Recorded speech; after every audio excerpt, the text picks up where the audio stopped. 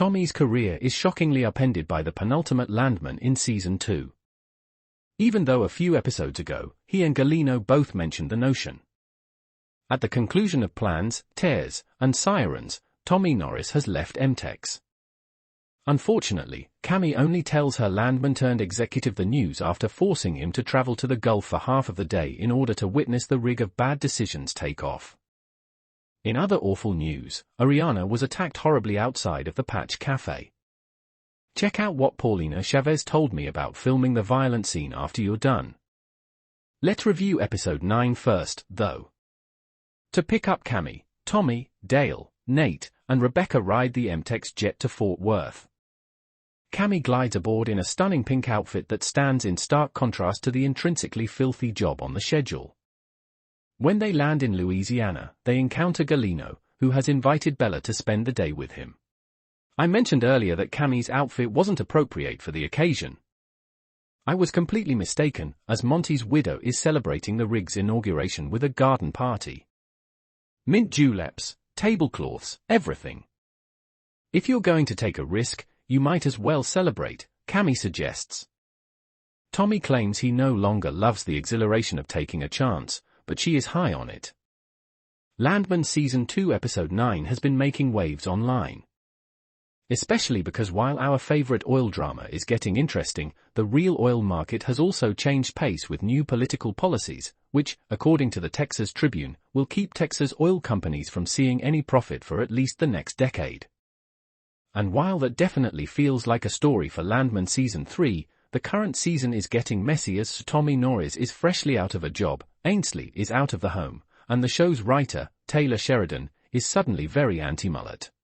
It seems like this week was all about Taylor Sheridan getting his characters to give up on their mullets. It began with Charlie, who had moved back in with Rebecca following their last fight. His mullet actually suits him, but the latter jokes that they need to talk about it when he returns from his offshore drilling venture. Later, even Cooper sets out in the morning to follow in his father's footsteps as a junior landman for M-TEX. He asks his fiancée if he should get a haircut on the way home, but she tells him not to change a thing. 40 minutes into the episode, Taylor Sheridan drops the real bomb. With just one episode left for the finale, it was time for the real heat. And it seems like it's Tommy Norris who is facing the blaze. The events unfold with Cami telling him that she understands it now. There's a rush, an exhilaration to the risk. However, while she is all set on betting her entire company on a 10% chance, which, unfortunately for him, Tommy reminds her is really bad odds. He adds that the only reason the roles were not reversed between her late husband and himself was that Monty struck it big and Tommy lost everything. That's his job, after all. Fix the problem and save the company as much money as he can. But despite constant warnings from Tommy and her lawyers, Cami wants to play the odds. The president of my company can't be averse to the very thing that built it, she tells him. You're fired. The words left not just Tommy but the fans as well, gasping as in no world had they seen that coming. And just like that, old friends have now turned into foes. The scene is a sharp contrast to how the episode began. However, it somewhat seemed all over the place for a season that had been Taylor Sheridan's best work up until now. Fans felt that Taylor abruptly changed course and shoved all their crazy ideas that just didn't fit anywhere else into the last episode before the finale. While firing Tommy was exciting enough, some felt that Taylor Sheridan didn't need to tack on gender politics and an unnecessary ************* assault, which we've criticized his shows for in the past as well. It felt strange how long it took to finally escape Tommy's house in that first scene, but looking back, it would have been a cozy place to be. And what about the roughnecks? What about Cooper? What about everyone who works with Tommy every day and respects the hell out of him? Oh, they'll continue working for M-TEX because the money is good, but will they be doing their best? Tommy brings that out of them. We already saw how Cooper handles the roughnecks, and it's not pretty. There is a certain finesse required to handle men like those, and Cami doesn't have it. Will whoever she hires to take Tommy's place have it? Will anyone know M-TEX as well as Tommy does be available to step into his boots? Hell no. Cami is out there making pageantry out of rig placement. That's hardly a measure for success in the field. So much can go wrong here, and finally, I'm interested again. Of course, Sheridan could have this new development last no longer than an episode. Tommy could go crawling back to Cammy. Gallino could demand Tommy be rehired. Cammy could come to her senses. There is a lot that could happen to ruin my potential good time. I just hope it doesn't. And no, I didn't forget that Ariana got attacked. I just saw it coming from about 5 minutes into the episode. The only mystery remaining about Johnny's attempted rape of Ariana is what the consequences of the altercation are going to be. Cooper was defending Ariana, but he also continued to hit Johnny long after the fight was done, and he audibly said he intended to kill the man. The entire alley was within the view of a security camera, as well, and since Barney called the police, they're likely going to want to look at that footage. Right now, it looks like Cooper is going to face legal repercussions from defending Ariana. Johnny will go to jail for assault and attempted rape, but Cooper could easily also get assault charges and a personal lawsuit from Johnny. There are, however, 2 ways he could get out of this. Tommy and Cammy could throw their weight and money around to get the police to release Cooper. Alternatively, Barney could lose the security tapes to protect Cooper and Ariana. The other big but not a surprising development of Landman Season 2, Episode 9 was Cammy firing Tommy.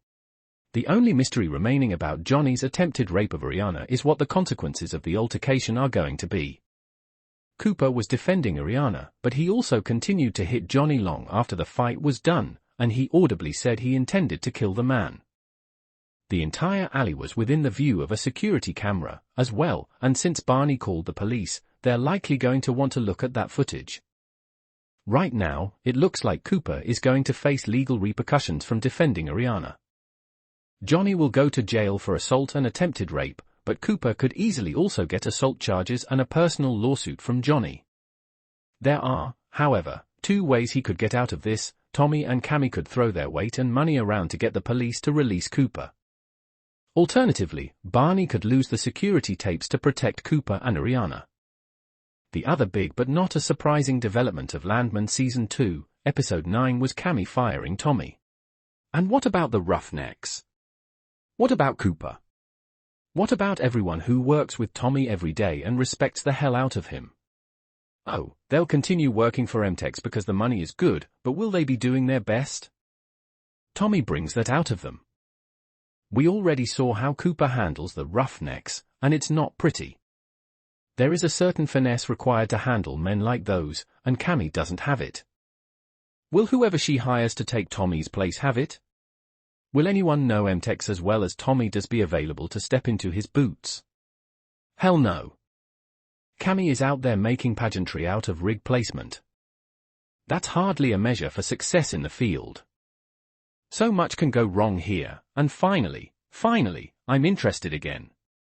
Of course, Sheridan could have this new development last no longer than an episode.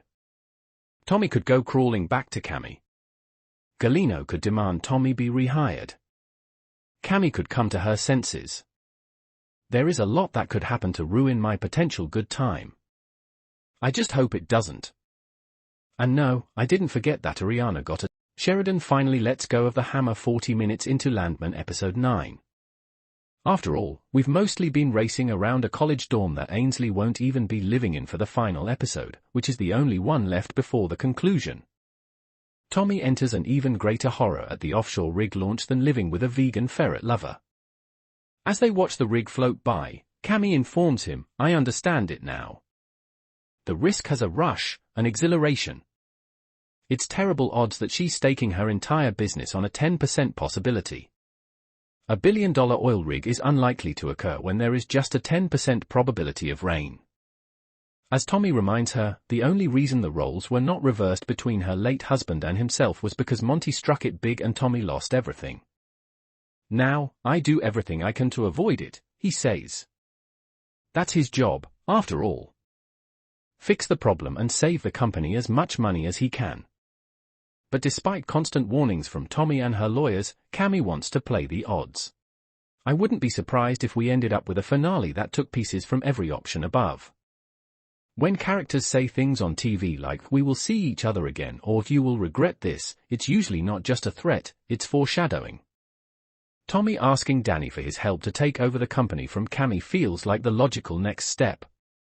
Then, Season 3 can cover how their dangerous new partnership might come to bite Tommy in the ass. After all, I don't see Tommy hanging up his boots and calling it quits anytime soon. Landman is already renewed for Season 3, so I could also imagine the series leaving fans with another great cliffhanger to keep the theories coming until next year.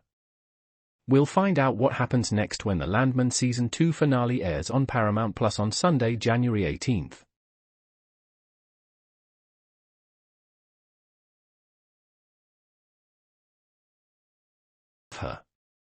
Landman has convinced me that Ariana and Cooper are more than capable of handling their relationship in a mature way, and I agree with Ariana that it's worth figuring out.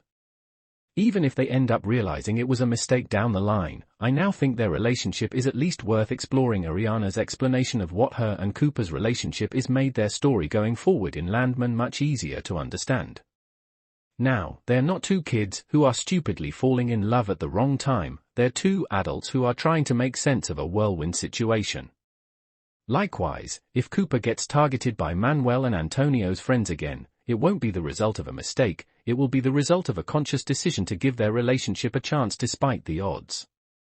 I think their relationship just got a lot more compelling, and I fully support whatever Landman has in store for Cooper and Aries, but wants to fire Cooper. Rebecca points out that's wrongful termination, and illegal, but it doesn't matter because Cooper quits right then and there. After he hangs up, Monty's heart starts doing weird things in his chest, and I'm pretty sure it's not growing 3 sizes.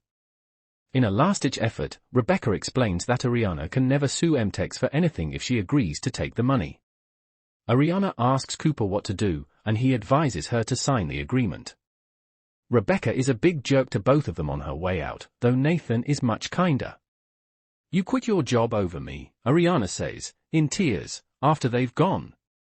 "I'm going to run an oil company one day, and I'm not going to run it like that," Cooper responds. They're both having some pretty big emotions as she keeps crying, lamenting that it's too soon to feel what I feel for you. But when Cooper suggests that they wait a while, she says she doesn't want to, and that she's going to fix up the spare room for him. Later, when he's in pain, as he tries to put his shirt on after a shower, she comes to help him. She admits that she doesn't see the upside of his new situation, out of work, beat up and living with her. "Looking at you is the upside," he says quietly, and is it any wonder they're kissing soon after? They're interrupted again, him, frustrating pattern we're establishing. Maybe it's not a pattern. It's God warning us to stop. By a knock at the door, it's Tommy, who has pieced together what happened after talking with Nathan and Monty. Ariana invites him to stay for dinner and won't let him go. Ryder takes Aninsley on a date to go swimming in a reservoir lit by the gas flare from a nearby oil derrick. She decides that she likes him, and that she's going to test him. So she brings him to the nursing home where she and her mom have been volunteering, and she's delighted when he enthusiastically plays a game with some of the residents. She confides in one of the older women that she wanted to make sure that Ryder was interested in her for more than just sex. The hour seems like a turning point for Ariana and Cooper, so we couldn't wait to talk to Paulina Chavez, who plays Ariana, about what might come next. Read on for her thoughts about why Cooper became Ariana's rock, how Billy Bob Thornton likes his Mexican food and more. I've changed my mind about Ariana and Cooper Norris's relationship after Landman Season 1, Episode 8, and now I think they deserve to be together. Ever since the blowout that killed a big chunk of the cast of Landman, Cooper and Ariana were essentially destined to date. Cooper started helping Ariana around her house, cutting her grass and helping her with her bills. Then, in Landman Episode 7, the two finally kissed after Cooper started staying at Ariana's house to recover from his injuries. While I didn't agree with it then, I've changed my mind now. I'm not the only person who had a problem with Ariana and Cooper having a relationship so quickly after the blowout. Rebecca, Kayla Wallace, was furious with them, and even tried to intimidate Cooper into signing the settlement agreement for much less than it was worth. LVO's friends even tried to kill Cooper for growing close to Ariana, and even Tommy, Billy Bob Thornton, couldn't understand why they were together. The couple did, however, managed to change his mind in Landman episode 8, and they actually changed mine as well. At first, I thought Cooper and Ariana were rushing into their relationship. As Rebecca pointed out, in the span of just 3 weeks, Ariana went from being married to Elvio to sleeping in the same bed as Cooper. Their entire relationship felt rushed, which wasn't helped by the fact that there were constantly outside pressures putting them under even more stress. From Manuel, J.R. Villarreal, and Antonio, Octavio Rodriguez, constantly trying to scare Cooper away to the settlement Rebecca has been trying to get Ariana to sign, Cooper and Ariana just didn't seem to have enough time to actually form a strong bond. 12. Whatever has been growing between Landman's Cooper and Ariana since the series' 3rd episode turns into something real, if undefinable by both parties, in Sunday's hour. Rebecca kicks off the episode by getting Cooper alone in Ariana's backyard and using every bit of that self-assured intensity she displayed during the deposition. The money M-TEX is offering, she says, is enough to set up Ariana and her son for a long time. But if the widow wants to seek damages from the company, well, then we must scrutinize everything. Every family, she threatens. And this? I mean, do you have any idea how bad this looks? Husband dead less than a month and you're sleeping in his king bed? The one person who survived the explosion completely unscathed? She insinuates that he knew exactly what he was doing on the day of the explosion and, in fact, set it up to kill Elvio. I will crucify you to destroy her, and I do mean to destroy, she continues, even though Cooper argues that nothing she's saying is true. I reject your truth, Rebecca replies. I think I'll invent my own. Inside, she and Nathan try once more to get Ariana to accept their settlement, but the young mom wants to know what Cooper thinks. $1 million, he says. You weren't standing on that doorstep this morning at 7 a.m. because you're sitting on a strong case. He points out that the Occupational Safety and Health Administration, or OSHA, and other regulatory agencies would have a field day with the accident. Also, he's sure M-TEX hasn't told their insurance company about it. They're cornered. As Rebecca fumes, Nathan calls Monty. They've barely begun when Tommy asks what, exactly, they're doing. Ariana says they're trying to figure it out, getting angry as she points out that the 22-year-old worm on a workover crew would not be my solution to her problems. She does not back down under Tommy's scrutiny, explaining that Elvio was nice, but Elvio never looked at me the way Cooper looks at me. Not once, ever. She's on a roll, and it's not long before she's firmly suggesting that Tommy be on his way. Judge me all you want from that truck, but I will not be judged in my own king house, she says, moving him toward the door. For his part, Tommy seems equal parts amused and admiring of the widow. Son, he tells Cooper as he leaves, you might have outkicked your coverage on this one. Then he lets Ariana know that he thinks she's one of the few people who actually deserves happiness, and takes off. Tommy then heads to the Patch Cafe, where she repeats her insinuation from earlier. Cooper had the knowledge and wherewithal to get the pump jack to explode, and she can prove it in court. Tommy gets mad, fast, threatening her and kicking the bastard out from underneath her as he leaves. Elsewhere in the episode. The Texas governor agrees to Monty's request to have the Texas National Guard train in the area where they're having problems with the cartel.